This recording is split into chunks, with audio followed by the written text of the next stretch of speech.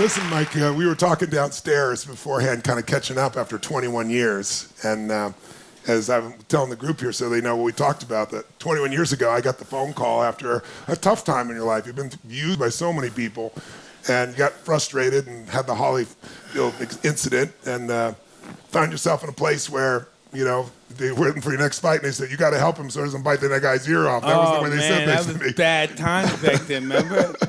And I remember I came to come see you, and you were I think you were in Arizona at the time. Yes, it was. And I came in, and I said, I don't want to come unless he really wants my help. I'm not pushing shit on somebody, right? I got in, and you're like, hey, T, what are you doing here? And we ended up having this conversation that for 21 years, when people ask me in the media, look, you've been with every major president, you've been with Mother Teresa, Nelson Mandela, who impressed you the most, who blew you away the most? And they're always blowing away my answer because for 21 years I've told them it's Mike Tyson. And I told them because you were quoting Nietzsche and, you know, Gil Gibran and the Quran, and I couldn't believe how well read you were. I couldn't believe what a love you were. And I also couldn't believe the amount of pain that I felt in you, brother. People think when you succeed, especially if you're generous as you are, that, you know, the world's your oyster. Well, it is and it's not. And so I asked you to come because so many people in this room have succeeded on a huge scale. And we have some people that are on their way to that. And they don't fucking know what it really means to not be fulfilled. And I always say success without fulfillment is the ultimate failure.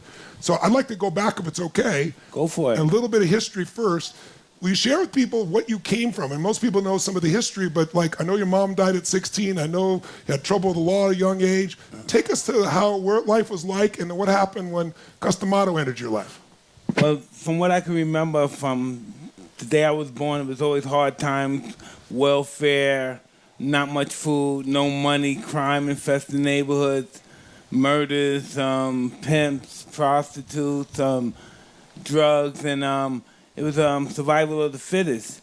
And I had an older brother who was 5 years older than me, so he didn't spend much time around the house. He was in the programs. He was very smart and intelligent. He was the special kid on the block that was always in school. And me and my sister got caught up in the street life. So I was bullied a lot as a kid. I used to have pigeons, and one particular time some bully grabbed one of my pigeons and ripped his head off, and that was the first time I ever got into a fight. And I kind of like won. I was young, like 9, but I kind of like won.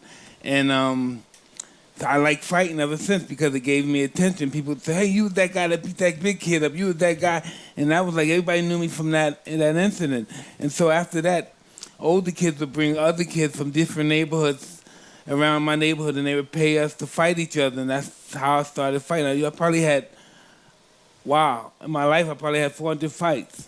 How many? 400. Wow. Well, in your professional career, you had No, 50. That's 50. Yeah, That's like 50 or 60. Yeah. The street, I had about 400. Wow. And you were in trouble with the law, I know, early in the stage, right? And when did you get introduced to drugs? Oh, I've been drugged since I was 9 years old.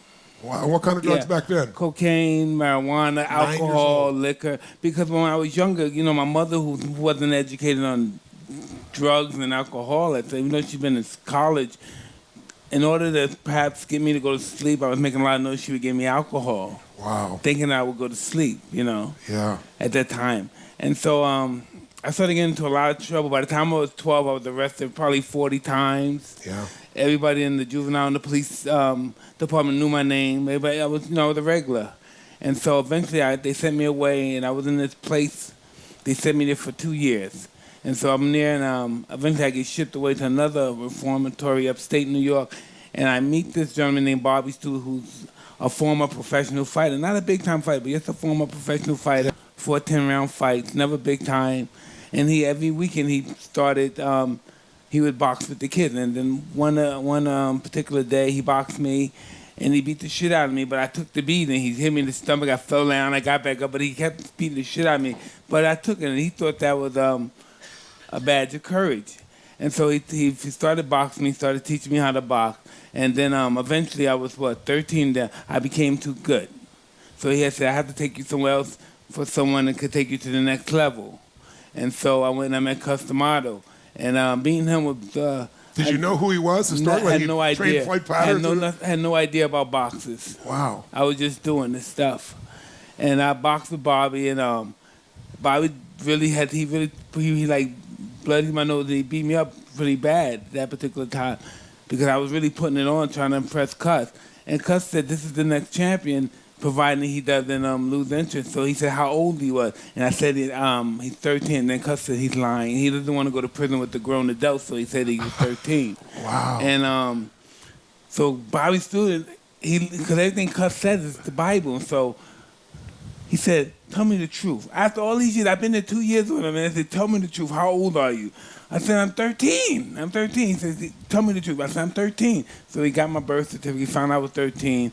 And then cussing those guys just automatically, I didn't even agree to it. They said, this is what you're going to do. You're going to be heavyweight champ. You're going to win the Olympics. You're going to win the gold medal. You're going to do this. And you're going to become heavyweight champ. You're going to be this and that. And I didn't want him to think I was afraid. And one day, I had a couple of amateur fights, and I'm fighting. I'm 15 now. I had a couple of championships, and we're watching. Excuse me, but we're watching. That word goes around here easily. we're watching Ali fight Larry Holmes. Oh yeah. And was it when Holmes beat him? Yeah. Beat Ali? It was really bad. Yeah. Excuse me if I cry. It was really bad, real bad. So, God. Oh man, I can't believe I'm doing this. Thank you for sharing it, brother. Are you ready? The face and hand of the throne in this man. After he beat up Ali, that was his goal.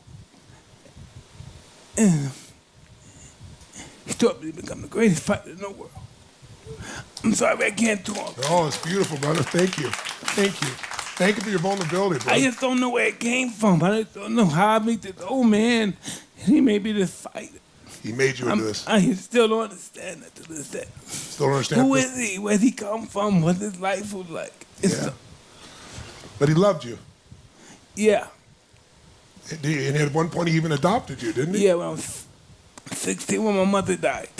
Yeah. My mother died of cancer. Yeah. And so he adopted you, and he was your mother, your father, your mentor? My psychiatrist, yeah, my therapist, he was everything, yeah.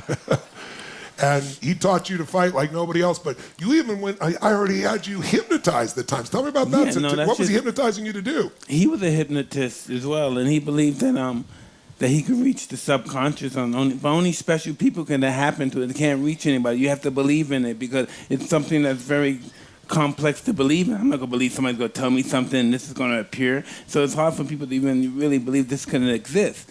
But I believed everything Cuss told me. Everything he told me, I believed it. Yes. And so that's what it was like. I'm going to jump for a moment. We're going to come back to this time, but okay. Because you mentioned something, I'll give you a little breather here. Yeah, thank you. Every time I talk about, I give a head for starters here, right? Thank you. Thank you for your vulnerability, brother. It's real. It's fucking real. That's what everybody's looking for is real. We live in a world where everything's bullshit. Everybody's putting the polish on it and making their Instagram look good. This is real shit. So you watched Ali, one of the greatest men in history, right, before you. Yeah. And he gets his ass beat. And Larry Holmes was not nice about it. Not at all. He was ego, man. Not at all. He was in his face. And I know you remember when you had the fight where you're fighting Larry Holmes and Muhammad Ali did the introduction. What did he tell you? They get him for me. And what happened? I got him. Pretty awesome. So let me make back to Cuss. So he's training you. He's pitching this. At what point did you start to believe this? At what point did you start to believe? When I was 14. That's when you started to believe you could do it. Yeah. Yeah.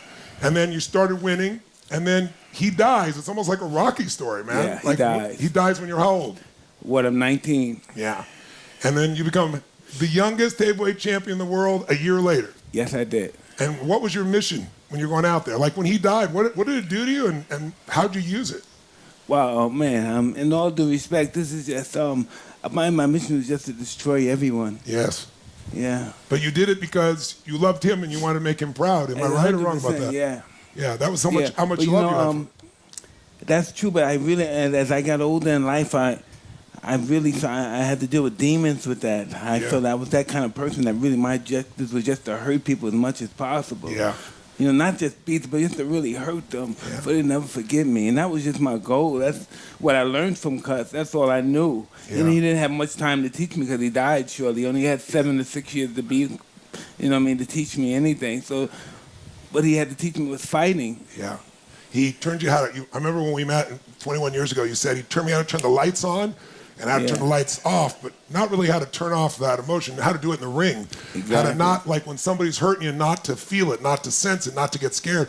When you told me after the Holyfield, you told me that the reason I lost that fight is because I got pissed. You said I never get pissed in the ring. Exactly. Tell me about that. You know, I lost discipline. Normally, I'm a disciplined fighter. I normally beat people I deal with under pressure. But for that particular incident, I just lost it that day. I was getting headbutt. I was frustrated. I felt I wasn't being listened to or heard, and I felt numbness. And I just lost my temper, and I just didn't care. When he anymore. headbutted you, you felt it was unfair, and they didn't do anything about it, right? Yeah. And you just lost it, and that made the difference. When we were together, you said something I'll never forget. Here you're quoting all the stuff, and you were telling me about your prison time, and you were saying to me, man, the only place people are equals in prison. And I remember I talked about, the warden talked about it afterwards and said that when you came there, like, you know, there's the whites, there's the blacks, there's the Mexicans, all these divisions based on race. And you came in and said, man, what are we doing fighting each other, man? Like, you said, nobody gives a shit about us. We're the only ones who care about each other. When I was and you there, brought there them was never together. any fights. Tell them about that. When I was there, there was never no race violence, never no fights. How'd you pull that off? You convinced them what? Hey, listen, I used to convince everybody that we're all brothers. We're here together. We're doing this time, and no one cares. People were dying in there. We don't care we're dying. No one's coming here to give you a ribbon and say, I'm sorry for your loss. Yeah. But this love that was in you, in spite of what you were trained to become, they trained you to be a beast, but they couldn't take away your heart. They couldn't take away your love. That was just time. It was just time for me to heal. Yeah. You know, I was bitter, and I took it out on other people. I took it out on myself, and I didn't know how to deal with any adversity at that degree, at that particular time in my life. Well, you told me, I remember you told me you were describing the first time you saw one of these. I don't know why. You told me it was a Sally Jesse Raphael show. I remember it vividly. And you were describing this Aryan brother, this big motherfucker, you said, and he had kill, N's on the front of it, the N-word, right? And you said to me something so insightful, even though you were in so much pain, I never forgot it. You said, you know what, Tony? He said, those guys want power because they don't have love. How did you figure that shit out? Well, because I'm one of those guys. I never experienced love. My love was hurting people. Yeah. The more people I hurt, the more love I receive. Yeah. And it just was a time in my life I grew up and I lived that life and I received love and I saw what love done once I became involved with my wife and we started having kids. And even though I had children before, I'd never been in a relationship when I was totally dedicated to. Just like I wasn't fighting to be the best fighter I could, I wanted to be the best father and the best husband I could totally become. Yes. Yeah, that's my life basically now. My kids and my wife and my organization and my partners. Yes. My friend Rob Hickman's right there. Rob is shy, but he has to understand, he put life in people's lives and give people hopes, and that's what people need. People need to believe there's hope for a better life out there. There were stages where you didn't think that was possible. I remember I'm sitting with you and you're talking about love and everything else, and you're talking about this process, and at one point you're quoting all this stuff from the Quran and the Bible. I'm like, this man's one of the most well-read human beings I've ever met.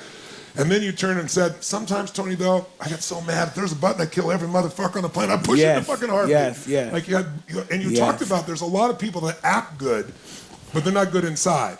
And you were telling me about Tupac at that time. You said Tupac doesn't behave good, but he's fucking good, 100%. right? What's the difference? Tell people the difference about what you notice about the contradictions in human beings. Well, let me say about myself. What I've experienced, because I can only speak on myself. My whole life lived with off my ego. I was a megalomaniac with a low self-esteem. If you said something, I always say I'm nobody. But if it's something I want to accomplish, I'm the greatest. I'm a god. I could accomplish something. But as far as my perspective on myself, I'm shit. Yeah. Look at the life I come from. Even though I'm making all the money in the world, but look at me. My mother, my father, they're sex workers. What the fuck am I? Who am I? I'm a piece of shit. But I'm the highest paid athlete in the world. I'm the baddest man so-called on the planet. But that's the low self-esteem that I guess that I received. So I guess that's what worked on my ego. My ego is out of this world. I thought people should carry me. I shouldn't walk. It was just, but that's all I had to succeed. Yeah. The day I met you, you just made like $30 million in that fight. Yeah. And yet I saw how miserable you were because there wasn't love. You had a little family around you, trainer, nutrition, they really cared about you. But you've gone through so many people took advantage. How'd you get through that, man? How'd you get through being able to trust people? Because you weren't able to trust anybody for good reason. Hey, because I couldn't trust myself. I had to be able to trust myself. You know, I had to learn to love myself. I had to learn to How'd you respect do that myself. after all those years? How'd you you know, get- just dealing with the pain. It took it took like what's this lady Clinton had said? It took a village. No one person could do it. I had help from people who are no longer here anymore. Yeah. And it was a science project. Trust me. Science project. That's awesome. And so you become the youngest heavyweight champion in the history of the world at 20 years old. And all of a sudden, you're the most famous athlete on earth. I mean, you went to Japan. Remember in Japan? It was insane. Tell me about, like, how do you deal with that when no one's prepared? No one understands what fame does to somebody. What they think fame is this beautiful thing, and it is, but then it comes with a price. Tell us about the price. What did you experience? What was the joy of it? What was the price of it? In one stage, I was a god, but I just didn't know what to do. I was on the clouds, but I just didn't know what to do. I was there, and I got sucked into all my vices, women, drinking, parties, spending, and it just took a toll on me. It took a toll on my self-esteem, took a toll on my whole barometer, so to speak. Yeah. You made $500 million playing, doing 58 fights. You won 50 of them, 44 by knockout. I mean, nobody sees that anymore. People watch the UFC because most people are bored with boxing, because even the great boxers, you just went at it. What is it, at the end of that, what do you do to be able to find a new meaning for your life when you've been trained to be this way? I mean, people are pissed at you because you acted like a beast, but they trained you to be a beast. Like, how did you make the transition, man? I'm trying to make some sense out of my relationships with individuals, and eventually, like with my wife, let her understand this is going to be hell. You know what I mean? And she it appears that she can understand what I'm talking, because she's probably experienced some tough cases of relationship. But when she figures out this is really hell, I'm just really, I can't even define the word. I'm just really, gratitude is the word I'm looking for. I'm really grateful that she stuck in with me. And we have the relationship that we did. We went through hell to receive it, but I'm just so happy that she stuck with me. Nobody would never stuck with me. Listen, let me tell you a quick story. One day, I have to go to my probation office to do my drug test, right? No, she had to go to her probation office to take a drug test. I'm doing cocaine. I kiss my wife. The cocaine goes into her system. She goes to a doctor, takes a test, and the cocaine's in her system. Wow. And she called me and said, "You motherfucker, I'm gonna kill you. They're gonna take my kid away." I'm so scared, I just get out of the house and leave. I have no car, I'm walking 10 miles, just get out and leave. Somebody said, "Mike Tyson, what are you doing walking?" I said, "Please, give me a ride." I got in the car and they took me where I had to go. But I was so afraid, I didn't want to deal with that pressure, what I had to deal with, and I just left the house. In my mind, I said, well, she's going to get up and everything's good. Well, it can't be bad. Everybody's happy. I did cocaine, so everybody's still happy. I kiss her. It gets in her system. And when she tells me that, I'm saying, oh, I feel like dying. I just ran. I didn't want to face her. I couldn't do it. I thought, oh, I'm such a bum. There's some famous moments for you that's become somewhat infamous. Tell us about how the hell you end up with tigers. Pigeons? Tell us about pigeons, and then tell us about tigers. How the hell you end up with tigers? You in your underwear holding a tiger by a chain. I've always had pigeons my whole life since I was 8, 9 years old. That's just what we do in Brooklyn, New York. We fly pigeons. I don't know why, but that's just what we do. And what do pigeons mean to you at that stage of your life, brother? That was our freedom. That was our ego. That was everything. You had the best pigeons in the neighborhood, and people would come from other neighborhoods and say, "Who flies up there?" And I mean, who birds up there flying up there? And you would tell them, and you could see his birds flying from way over your neighborhood, and said, "That's the guy to fly over there." And that was popular in our neighborhood. That was having great birds gave you respect and stuff. And I was a little kid, and I wanted to have respect like the big guys had and stuff, but I didn't realize you had to be big to get the respect. And what about tigers? How do you end with tigers? Listen, this is really funny. So I'm in prison. I'm talking to my car dealer. And my car dealer is talking about some friend of mine that bought cars from him but never paid him all the money. So he said, "Michael, so if they don't pay me all my money for the car, I'm going to trade that car in and get some animals like horses and stuff." I said, "What? You can buy horses?" He said, "Yeah, I know a guy that sells horses, tigers, cougars, penguins, all kind of animals." Right? And I said, "Really? What?" He said, "Wouldn't that be cool, Mike, if you had one of your Ferraris and you had your tiger in you?" I said, "That would be very cool." And so I said, I explained, I said, "Well, why don't you tell the dealer to send me a couple of cubs," right? And so I'm at my house in Ohio, and my wife at the time is 19, but she came to visit me, right? And she came to visit me. As soon as she came to visit me, the cubs came that day. Boom. And she was there when we were playing with the cubs. That's the first time I ever interacted with cubs. I had no experience with cubs. I didn't know they're capable of killing you at a certain particular time in their life. And I worked out. It was lucky for me. My cats, I had them for 14, 15 years. They never killed me. I heard tried to That's hurt a good me. sign. Yeah. They must have sensed the love in you, brother. Oh, that's all I had to give them was love. Yeah, and so you even took a wild animals, and your love made them love you. Yeah, but they bit other people though. But they just never bit me. They bit other people.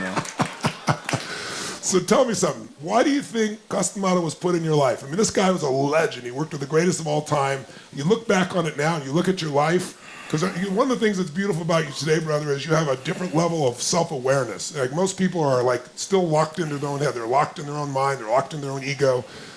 People come up want pictures from you doing ththings, and you were ready to fight him in the early days. Yes. Like so, what do you think he was in your life? And tell me a little bit about what life is like now. Hey, it's very difficult to say because this guy's in my life, and we were two guys. He was isolated he was in exile. He lost all his money. He was staying with his sister-in-law. He couldn't marry. He wanted to marry her, but he couldn't marry her because he had tax problems, and she had to take on the tax problem, so he could never marry her. He was sad about that. He was really a miserable guy. And then with me up here, all he did was sell me dreams. He would tell me wonderful things, what we're going to accomplish and who we're going to beat and how we're going to help people and what we're going to do. And you're the greatest fighter God created. He said you kept him alive.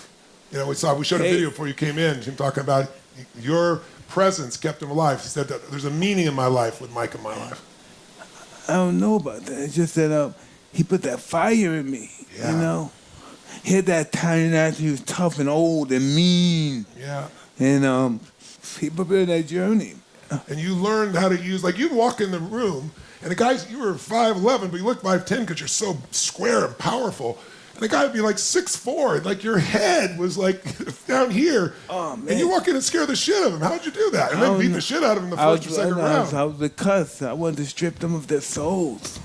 Yeah. That's what he taught me. I'm not no philosopher. This is what I've heard from him. He taught me this is what you do to the big, strong men. And then it was for you, it was like, that's my job, right? Yeah. I'm paid for it. And you told me back then I learned how to turn it on, but never turned it off. No, I never did. I wanted the fights normally ended so quickly. I still wanted to fight after the fights.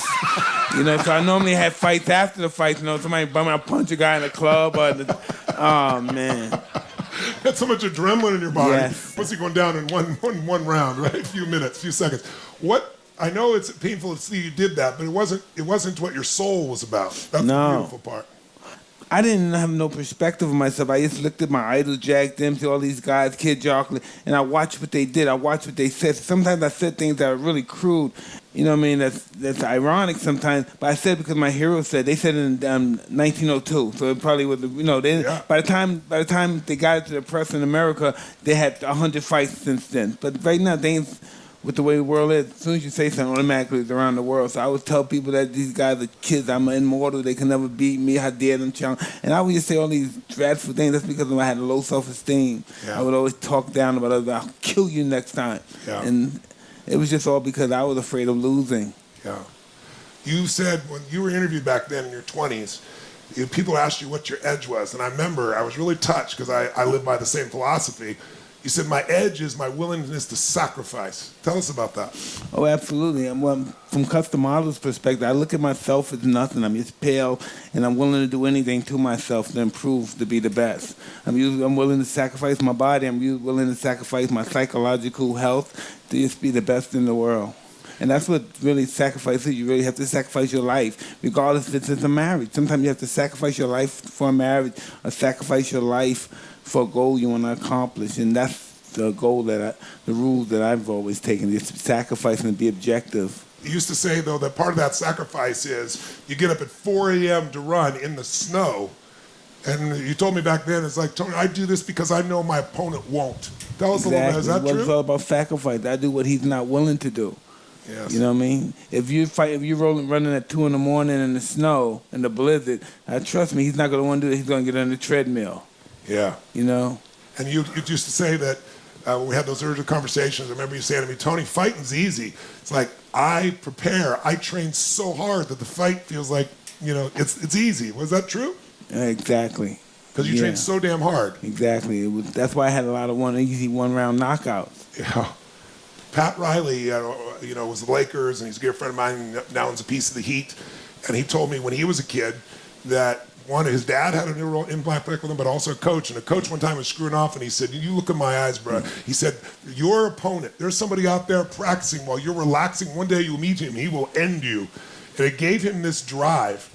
That drive to have the edge, did that come before Costamato, or is that Costamato? No, well, Customer tell me different. He tell me everybody's goals and dreams and that their mother's sick of. My goals are winning. It'll be a lie because you're a God. He told me one of the really crazy things about me, but the reality of it is it was crazy, but I believed it.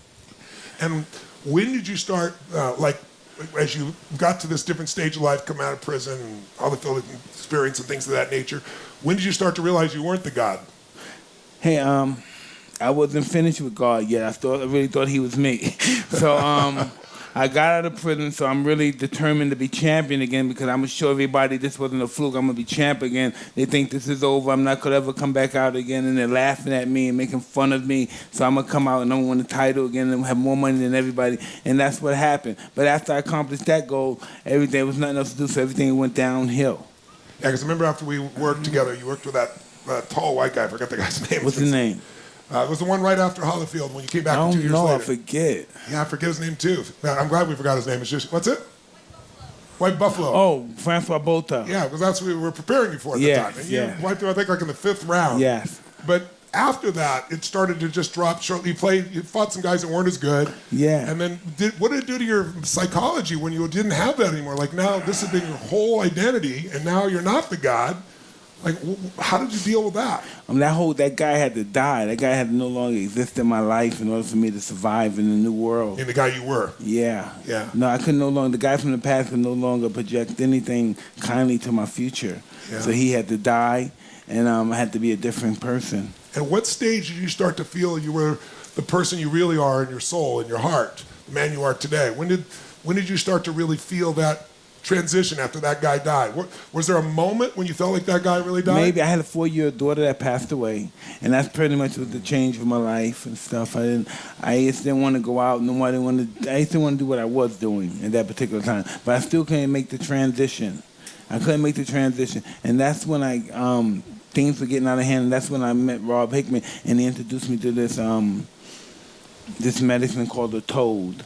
It has another scientific name. I don't know the name of 5-MeO. Yeah, and I've actually done 5-MeO in Brazil. It was one of the most powerful experiences of my life. This is really interesting because when I was in your room, I believe it was downstairs, I saw a pineal gland picture. And I said, when I did the toad and I was under the consciousness of the toad, this is what I saw. Well, that's why it's there, because I have the same experience. Yeah, really? I could have figured that. I was telling Rob, Rob, this is what I saw. I've been able to help people with anything. I could never explain it, but I could see, and I said, this is what I saw. That's why it's there. I have experience I've worked with millions of people. I could help them with any subject, but when it came to death, I just felt helpless, and I've never felt helpless to help people before. And I realized because I didn't have my own resolution about death. How do you resolve that? You've never experienced it. And I think a lot of my drive came from wanting to make every moment last. Who knows when you're going to go? That was like my entire driving force. And then I met this man, Tony Robbins. Some of the Platts met him. He's from New York University.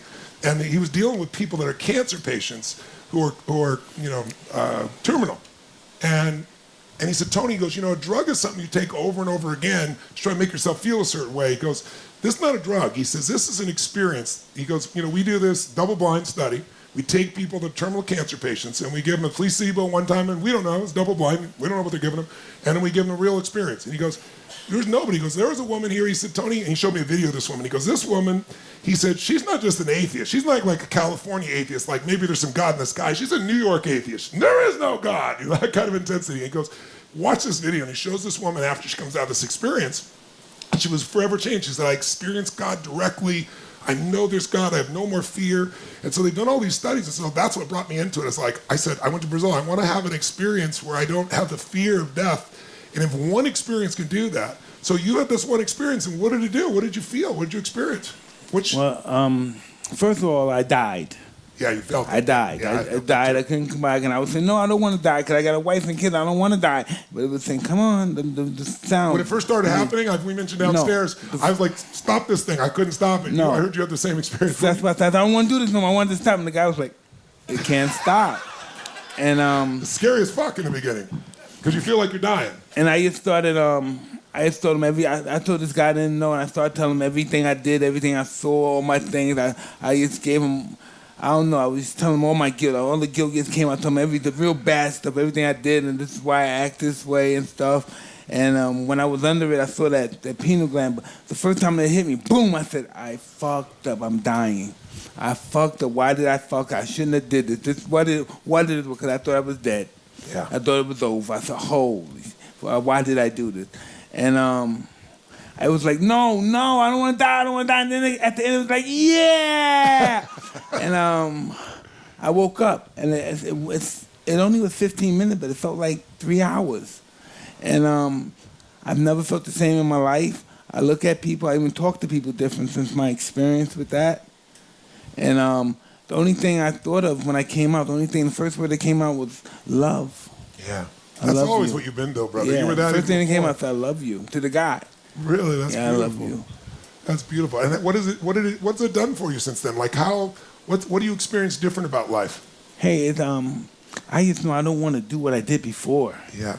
You know what I mean? I want to strive and just living a happy, stress-free life. I got into this, my CBD and my cannabis corporation. This is just, man, it's been the best thing that ever happened to me in 25, 30 years. When did you make the transition? Like, you know, many people got to reconnect with you when they saw The Hangover, right? So how'd that come about? I heard you became friends with some of the cast. How did that affect your life? Listen, I didn't even know we were in the movie. I met the guys in the club. They were in the VIP section. And I said, this is where I normally sit. Nobody's normally here. So I went in there. I'm checking these guys out. What are they doing in my section? It was Zach and the other guy. Yes. And he said, hey, we're going to be in a movie with you. I said, yeah, when? He said, tomorrow. And I didn't know because I was drinking and smoking back then, doing drugs. So I didn't know I was involved with the movie. So eventually I had to go, and we did the movie, and it was a success. And then one day I was in a restaurant, and the movie wasn't out yet, but the kids must have seen a preview of it, me punching Zach. Yeah. And so one of those sightseeing buses went by, and all the kids came out the bus and grabbed them and taking pictures. And my friend said, I think we got thin here, Mike. I said, yeah, me too. And then it's been different. It's been changed ever since. The reason why when I go out and I meet younger kids who are 20 or 15 is because they watched The Hangover and some of the other shows I did. Yeah, that's what they're experiencing. They had no idea that I used to be a boxer at any time. I heard Bradley Cooper and you became friends. Yeah, Bradley's a really good guy. He is a really good guy, Really isn't he? awesome guy. Really doing well, too. And then how did your Broadway show come about? And some people don't know about it, but it went around the world. Tell us about that. And it started out to be serious, and then your willingness to be humble and take the mix, so to speak, kid about yourself. Tell us about that. Me and my wife are watching, we're going to see Chaz Palminteri, The Bronx Tale, the movie, but he's doing it on stage. And while we're doing the movie, during the theater play, I noticed 900 people arena, and everything is quiet. You can hear a rat piss on cotton. It's just quiet. It's quiet. Some people are crying, but it's quiet. Tears. And I told my wife, I said, baby, I think I can do this. I want to make people feel the way this guy made me feel. And normally, I said, baby, normally when I'm in Europe, I'm on stage and people ask me questions, and I'm doing Q&A. And I just won't do the Q&A. I do it like a theatrical point of view, like Mr. Palminteri did. And so the first time we started, we did a 6-week read. We did it. And so the first time we did it, we had all our friends join. 1,000 people that we know, or friends of people we know. So they came, right, and we're nervous. So you're seeding the audience to make it go well. Yes. So I'm going out and I start my show. And I say something about I didn't know my father. I didn't know that and everybody starts laughing. And I run back to my wife and said, baby, why are they laughing? What's going on? Is it okay? She said, baby, they're laughing. It's okay. Just keep going out there. And I went out there, and it was meant to be like a real gritty New York tough guy that made it through all his hard adversity, but it came out to be a comic. Everybody laughed. They thought it was funny. And I'm talking about Were you pissed about that? Or? Yeah, I said, hey, I'm talking about I don't have a father. I don't know who my father is. And everybody just started laughing. And they, hysterically laughing. And I'm like, whoa. And that's not what I was expecting. I wanted to be the hard and tough, and it didn't turn out that way, so we made it into a comedy. But it didn't turn out. But you got so much more love by being being that soft part of yourself. I noticed that. And by doing that show, we went all over the country. Then we went all over the world and did it. We did it in stage where people didn't understand English. We had to do subtitles, and it was just exciting. And we're starting to do it again. Probably in 6 months we're going to start. I'm training now. And so in a 3-month period after finish training, we're going to start rehearsing again for stage show. Do you ever think you're going to be an actor? No, never in a million years. Never in a million years. That's pretty wild. And now you got your documentary out that's out on Netflix and so forth. And how'd that come about? And how's that doing? Listen, it's doing great. We're getting ready to do part 2. And it's something that my wife wrote. She wrote the story. You know what I mean? I told her about my life. I explained my life to her. And she wrote everything in her own canny way. And it turned out to be a hit. Beautiful. You told me back 21 years ago, you used to tell me the only reason I'm still alive is because of my kids. You have 5 kids now. Tell us about that. Six now. 6 now? Yeah. And most of them, I have one that graduated from NYU. She's going to be director. I have one that's graduated from Georgetown. She graduated. What's the one? She graduated from like 7 colleges already. She's like a professional student. Okay, that's all she does. She's in Arizona now. She's just a professional student. And I have one that's an American University in D.C. And I have a 16-year-old that's a homeschooler, and I have a 10-year-old, and I have an 8-year-old that's homeschooled. And tell us, what's a day for Mike Tyson? Tell us about your cannabis business and what it means to you, and about the place you built. Tell us a little bit about that. Like, what's next for you? Well, listen, at this point, we embarked on this really amazing, state-of-the-art, first-of-its-kind cannabis ranch. And we're doing it in the Palm Spring hot desert area. And it's pretty much off the 10, and we bought over like 420 acres. And one side is going to be for families. It's going to have best bet, the Top Golf and all that stuff, fun run for fun and all that stuff. And then on the other side, we're going to have a stadium. Yes. So we have fights, we have concerts, we're going to have a university. We're going to be able to educate people on cannabis and extraction of the cannabis from the plants or the seeds. And then we're going to have a lake that's going to be like an acre-long running lake there. And it's going to be like a bunch of glamping. You're familiar with the glamping situation? Yeah. Glamour camping. Glamping camping. It's going to be like little, it's going to be major, like chateaus. Wow. There's going to be like chateaus there. You know, Sanjay Gupta is Dr. Sanjay Gupta is a good friend of mine from CNN. Yes. And he used to be so against cannabis. And now, he's done all these specials on it to show how it can save lives, how it changes lives. Well, and so listen, did you ever think you'd be in the cannabis Never, business? but you have to know from a medical perspective, from the Mental Wellness and Healthness Center, it's leaps and bounds. As far as the medical profession is concerned, it's made leaps and bounds. Especially those who've gone through brain seizures and things like that. Yes, and cancer. It's a godsend for the people of that nature. What's a day in the life of Mike Tyson look like today? How does it compare to the Mike Tyson? Man, listen, today Mike Tyson, the sky is the limit. There's no, it's just no limit what I'm capable of doing, me and my family and everybody. But just imagine going through tough times and adversity. If I would have gave up or did something ridiculous or got involved in fights with cops like I used to do and got shot or killed or something, I would have never realized this beautiful life because I was on that path and I surrendered and gave up. And let God take His will. And I found my wife, and we've been friends forever. And we're even more than being married, we're friends, and we're powerful together. Beautiful. And you pray, I understand. Oh, absolutely. Well, I'm a Muslim. Of course I got to pray. That's what Muslims all about, praying and That's stuff. right.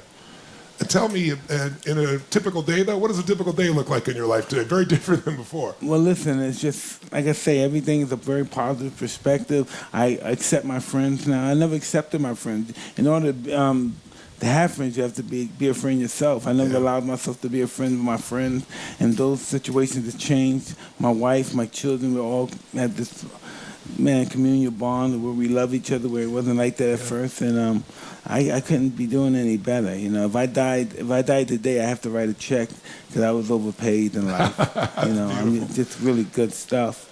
You said one time that my flaws made me successful, and that my flaws in the past, I think if you said something like, I'm paraphrasing, have made me so grateful for my life today.